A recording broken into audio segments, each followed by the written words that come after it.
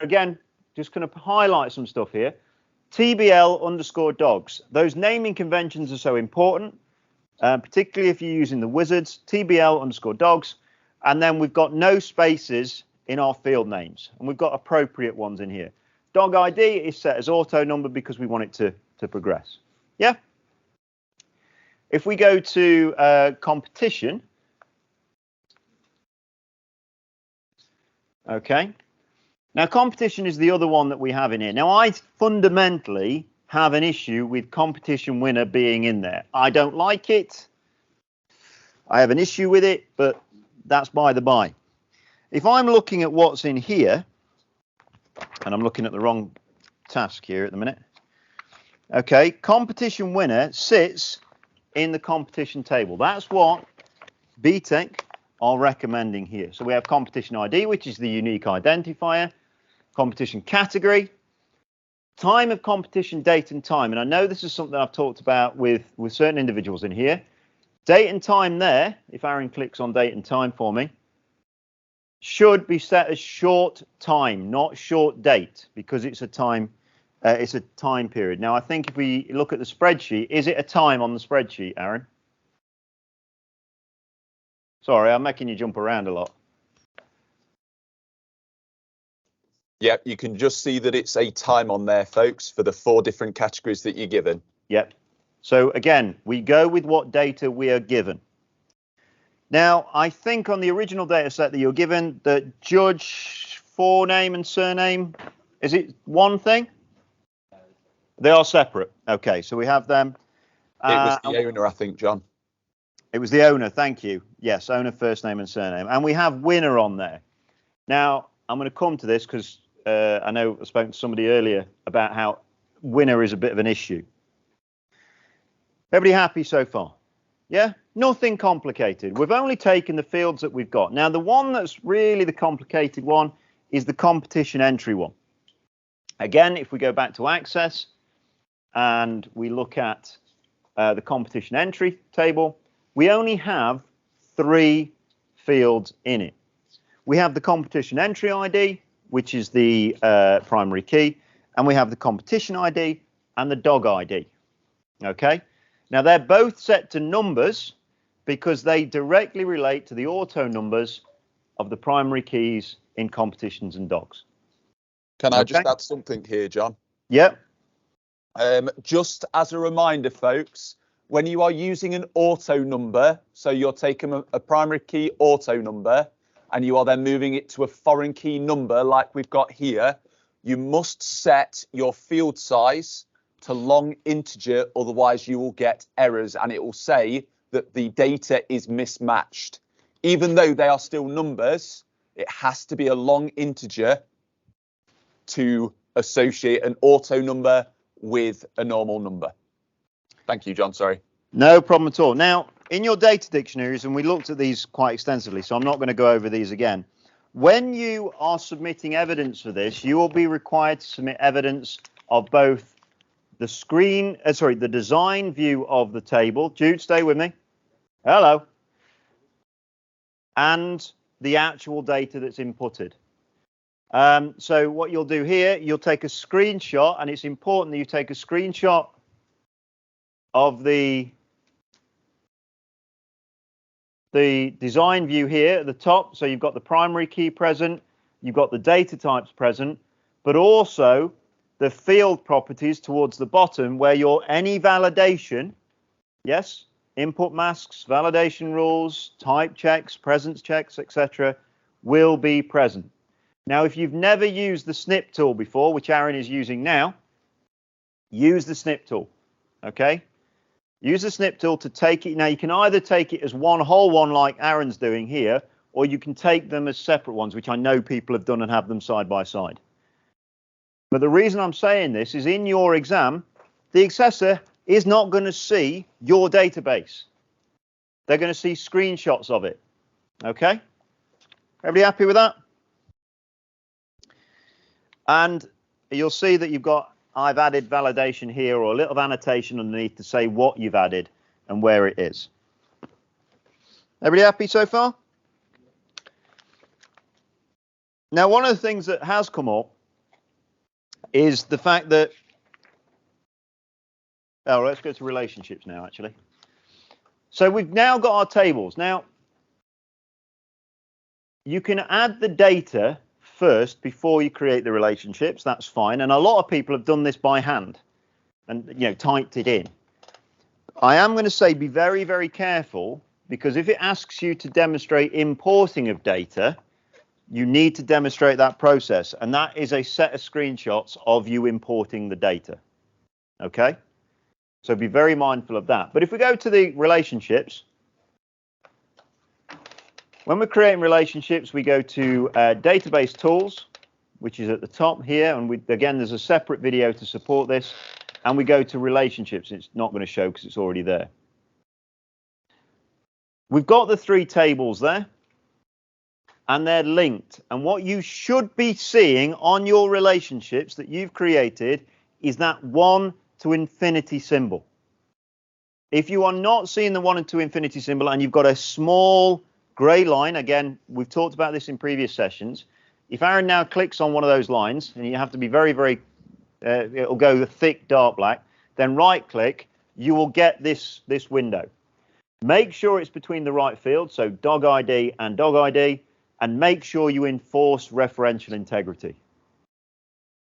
Now, referential integrity is a fancy way of saying you can't have a foreign key without a related primary key. In other words, you can't add a dog to a competition that's not already in the dog table.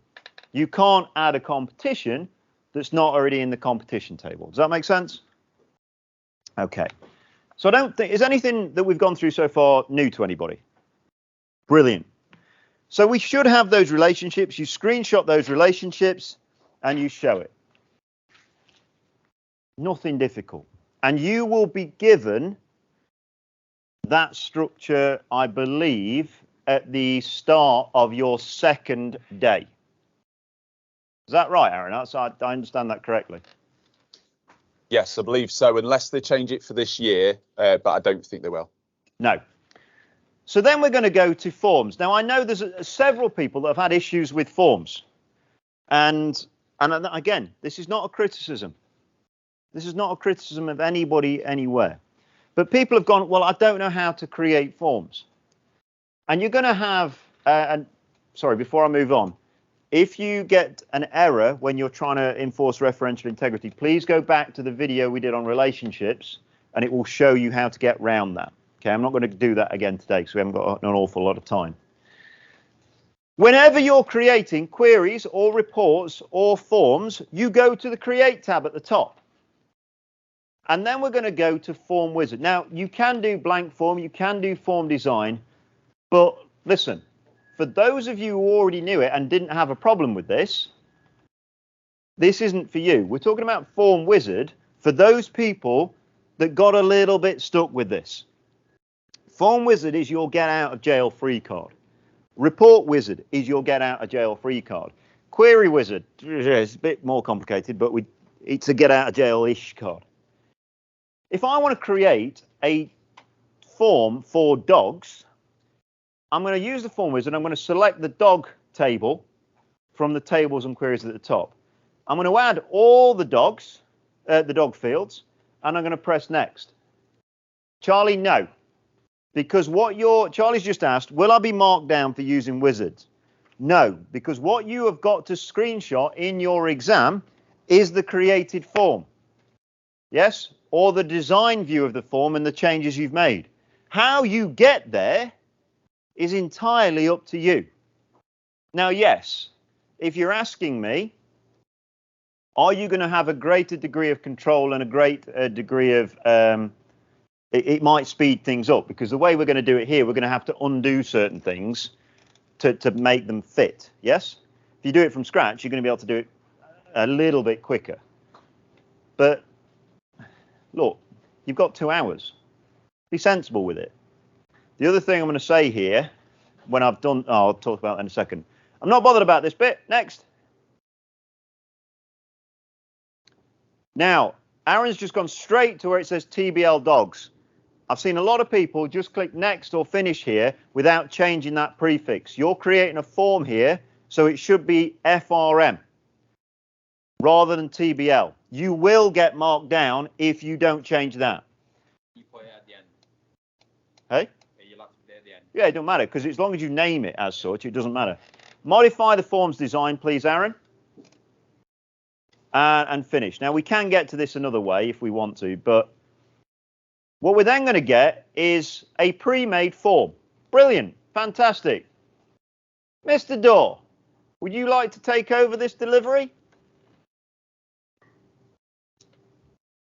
It was a question. Would you like to take over this delivery? No. Would you care to participate with everybody else? Thank you.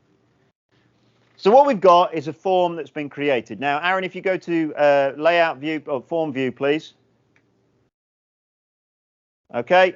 Now, if he just clicks on date of birth, please, if you've set it as short date, you will get the little calendar, yes? And you can screenshot that as part of your validation if you want to. Now, what we notice here that we've got FRM underscore dogs, dog underscore name, dog underscore breed. It looks a little bit untidy. If we go back to design view,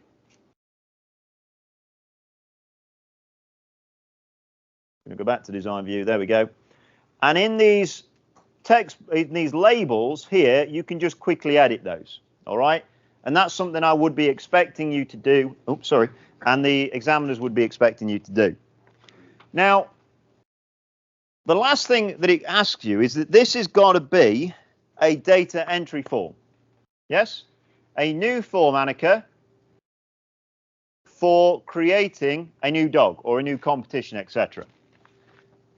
Now, if we go to form design at the top, okay, you got it? Form design. There we go. There's a couple of things I want to do first. Number one, I'm going to click in this grey area next to the detail section. There we go, where Aaron's cursor is. And we're going to go to data.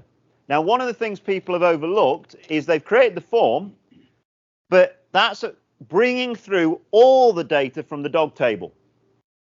Okay, all the data from the dog table. It's not, if we then type in over that record that we see, it's going to delete that first record and overwrite it. So we need to go to the grey area, go to data tab, and go to yes on data entry. Okay, and what that will do is it will create a blank form. Yes, an area for you to add a new record. And that's going to help us when we come to creating our button at the bottom. All right, so now we can see we've got one of one, it's blank. But to add a button, we'll go to design view, go to form design, and we can click on button and we're going to drag it out. Now, there's a couple of ways to add buttons, and obviously if you go back and look at the videos for form design, you'll be able to see that. But if we just want to save this, we go to record operations, save record, next. And if it was me, I'd be changing it so it's text, not the picture, because I want to make sure the examiner is absolutely clear on what I'm doing with this button. Yeah? And we click next. And you can change the name of it. You should change the name of it, but you're not asked to show that. But Aaron's going to do it because that's the right thing to do. And in the answers here, it says, this is the form I created. This is the form I created. Here's a drop-down box, blah, blah, blah, blah, blah. So what you're doing for your screenshots here, once Aaron's pressed finish, is just showing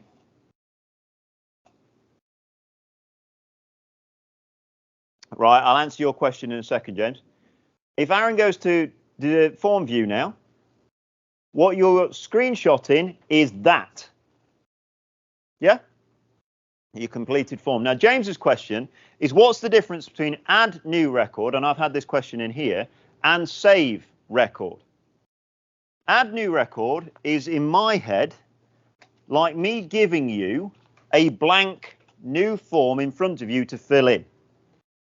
Now, if I was to then have the original form with all the records in, add new record just basically shifts it to the end to give me a blank one to start with.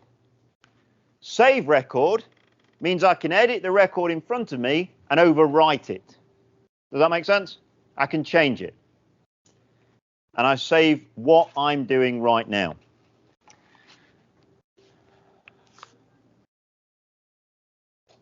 Brilliant. Now, that's great. I can do that same process for competition, and I can do that same process for dogs. However, competition entry is slightly different. And talking to Scott and Aaron over break, I believe some people have had an issue with drop-down boxes. So if you'll allow me, well, you're going to allow me, I'm just going to do it anyway. We're going to go to create. We're going to quickly create the competition entry form. We're going to go to Form Wizard again.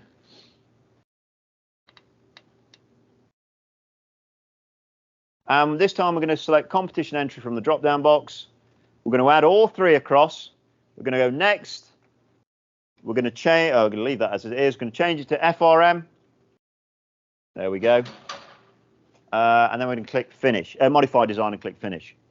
Now, the problem with this form right now is that it's got text boxes for dog ID and competition ID. So a couple of things we're going to do first, tidy it up.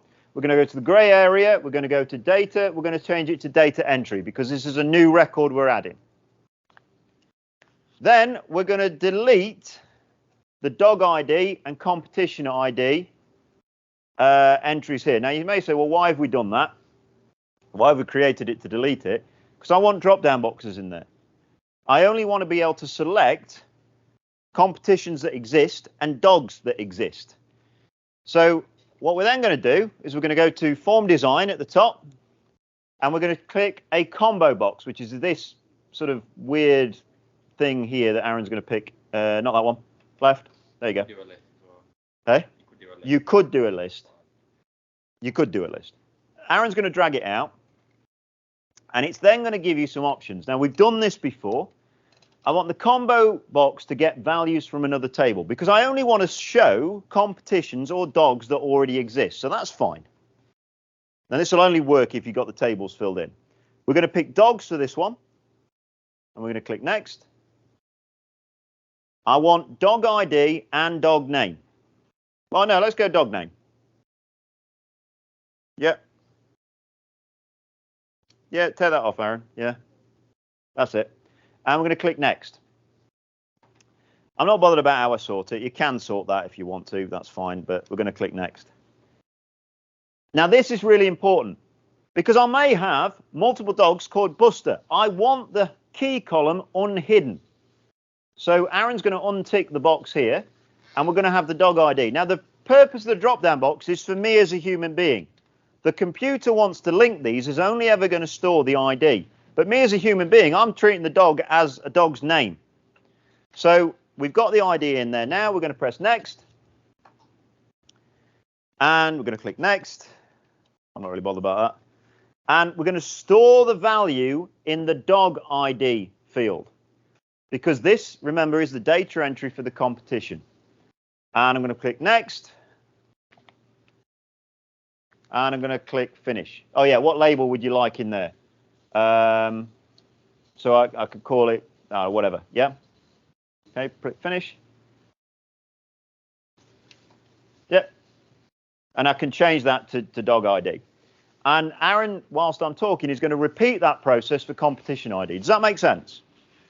So then I've got a very clear, who's being entered. Yes. And all the rest of it. Now, competition winner is again a very similar form to this, and we're going to submit the answers to you, but it's a very similar form to this. You want to choose the competition and you want to choose the winning dog, but be very, very careful. It's not ID you're storing in this instance. We had this issue earlier. It's the name of the dog. Okay? Everybody happy with that? Anything I've gone through so far has everything clarified everything for everybody? Brilliant.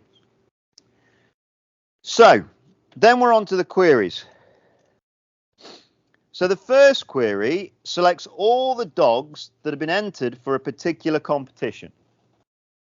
So again, if we're going to create anything new, we're going to go, there you go. Aaron's got the drop-down box in there. That's great. Now, what I am going to say is when we're working with Access, it doesn't like things being open at the same time as other things. So when we start something new, we're going to close everything down. Oh, he's going to add a drop down, but he's going to add a button on there as well. So whenever we're going to do something new, we're going to close something down. And that'll be important when he's changed this momentarily. Okay. He's going to save it. He's going to close it. There we go. Now we're going to create the first query. Now you can see on the screenshot here, we've got TBLs, we've got forms. Brilliant. Now the one form we haven't created there is the winner one, but we'll come back to that.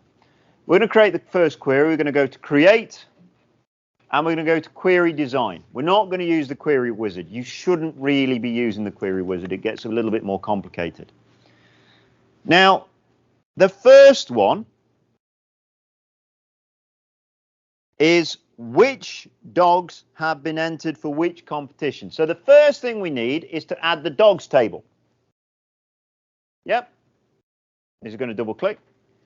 And the second table we need is competitions, right? Which dogs have entered which competitions? But we're going to, and so what we're going to add here, I want competition ID, please, from competition, Aaron. I want competition name or category. Yeah, I think it is. We've got it as.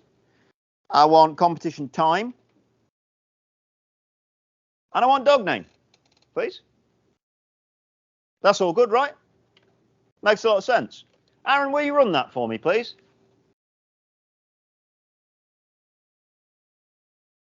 Oh, that's right. That's right, yeah? Lewis says no. Lewis says we shouldn't have 44 records. Why? I'm asking specific data, but can I ask you a question? Have you got 44 competition entries? No. How many competition entries you got? About 17, something like that? Yeah? What this is doing is it's showing every combination of competition and dog. So best behaved dog shows best behaved dog for every dog, regardless of whether they've been entered or not at the minute. Well, that's stupid, isn't it? So we're going to go back to design view. The problem here is that we're missing the link entity. So we're going to add the competition entry now. Table. Now those two are now linked. So what we're going to see here is only dogs that have been entered for competitions. Yes? Aaron, will you run that again for me, please? I'm hoping this works. Now I've got 27. I think that's about right, isn't it? Is that about right? 27 entries. So that is now only showing me the dog that's been entered to the relevant competition, and that link entity shows that. Does that make sense to everybody? So if you get a query that's got loads of records, you've got something wrong. But the first one selects all dogs entered for a particular competition. Now, if you look at the example in the book, if you go back to design view for me, Aaron, thank you. It has a criteria for competition ID. I really don't care if you do it by competition category. I think that's actually more sensible, but be very careful what it asks for. So what we do is in square brackets, we write enter competition ID. Okay. Now the square brackets denote the criteria. Yes. The fact it's not linked to any particular field, it's going to pop up a pop-up box, which Aaron's going to demonstrate now.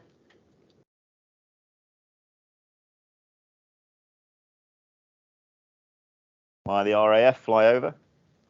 And now we get a pop-up box which comes up and we got best dog. Yes? And what you would then do is screenshot the design view and the results. Make sense? Is this helpful or is this good? Okay, the next query. I think you've got to do 3 queries. We might not get through all of this today. The second one selects all competitions a particular dog is entered in.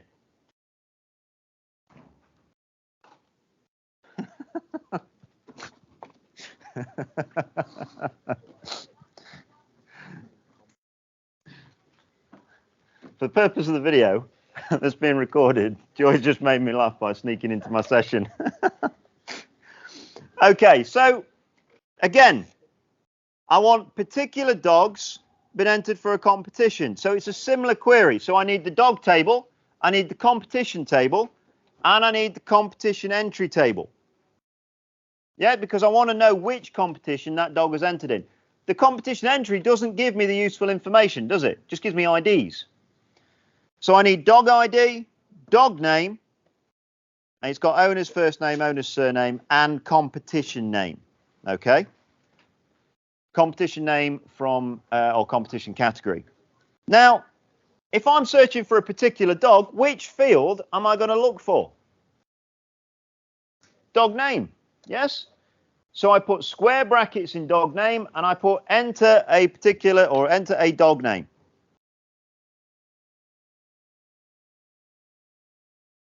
And Aaron's going to run this. It's going to show it, and hopefully it's going to work. What's we got? Shet or Buster? There we go. So Buster has been entered for 3. Yeah. Buster's been entered for 3 competitions. Everybody happy with that? Brilliant.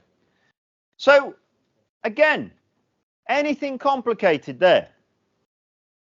We've written a prefix. If you look at the way Aaron saved it, we're going to screenshot the design view and we're going to screenshot the output. Okay? Nothing complex so far. We're going to save it as QRY, whatever it is, dogs in, I don't know, whatever. Okay, we've got 2 more queries to do before we do the reports. No.